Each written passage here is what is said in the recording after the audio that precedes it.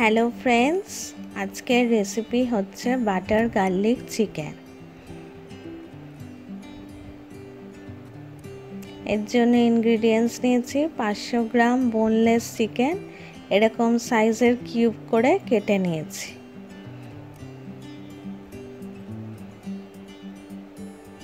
সাত আটটা রসুনের কোয়া কুচি করে নিয়েছি আর 2টো কাঁচা লঙ্কা কুচি করে নিয়েছি। হাফ কাপ ধনেপাতা কুচি নিয়েছি।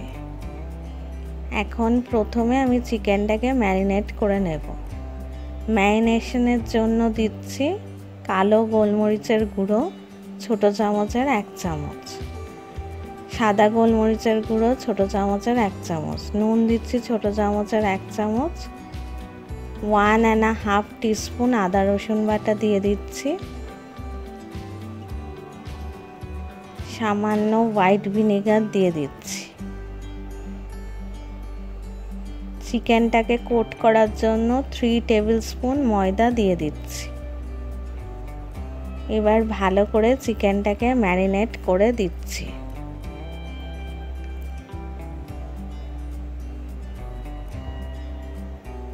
দশ মিনিটের জন্য ম্যারিনেশন করে রেখে দেবো, তারপর ফ্রাই করব। 10 মিনিট বাদে ফিরে এসেছি। ফ্রাই প্যান নিয়েছি, 3 টেবিল স্পুন পরিমাণ সাদা তেল নিয়েছি। তেল গরম হয়ে গেছে, এখন চিকেনগুলো ফ্রাই করার জন্য তেলে দিয়ে দিচ্ছি।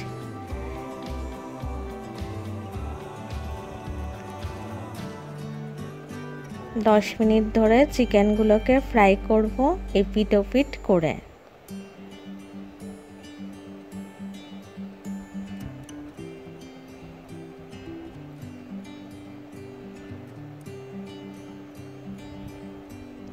চিকেনগুলোকে আবার একটু এপিট ওপিট করে দিচ্ছি।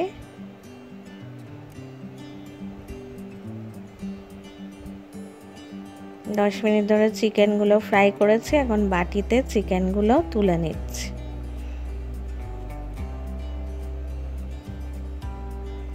কড়াই গরম হয়ে গেছে, এখন 40 গ্রাম বাটার অ্যাড করে দিচ্ছি।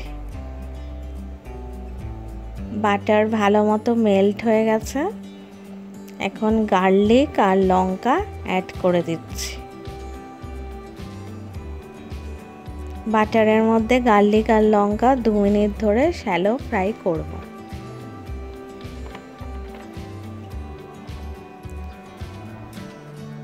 দু মিনিট ধরে গার্লিক আর লঙ্কা ফ্রাই করেছি, এখন মশলা দিয়ে দেব।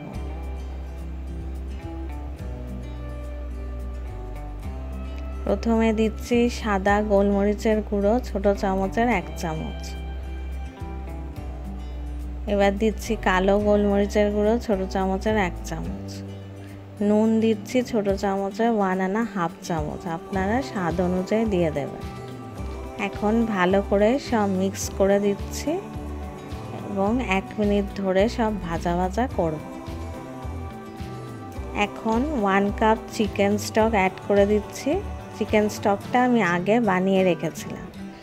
হাই ফ্লেমে 1 মিনিটের জন্য চিকেন স্টকটাকে বয়েল করছি।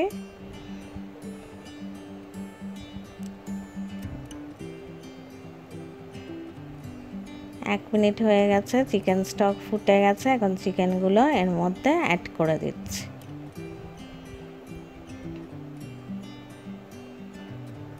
ভালো করে মিক্স করে দিচ্ছি।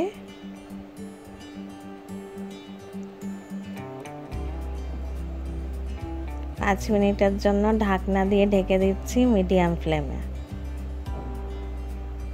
5 মিনিট বাদে ফিরে এসেছি। এখন ধনেপাতা কুচি উপর দিয়ে ছড়িয়ে দিচ্ছি। ভালো করে মিক্স করে দিচ্ছি। আবার 1 মিনিটের জন্য ঢেকে দিচ্ছি লো ফ্লেমে। 1 মিনিট বাদে ফিরে এসেছি, ঢাকনা খুলে দিলাম। এই দেখুন বাটার গার্লিক চিকেন রেডি হয়ে গেছে। বাটার গার্লিক চিকেন প্ল্যাটার করে ফেলেছি। এটা আপনারা নান, রুটি বা পরাঠা দিয়ে খাবেন এবং কমেন্টস করে জানাবেন কেমন লাগলো। আমার চ্যানেলটা প্লিজ সাবস্ক্রাইব করবেন, শেয়ার করবেন এই রেসিপিটা আপনাদের ফ্রেন্ডস রিলেটিভসের সাথে।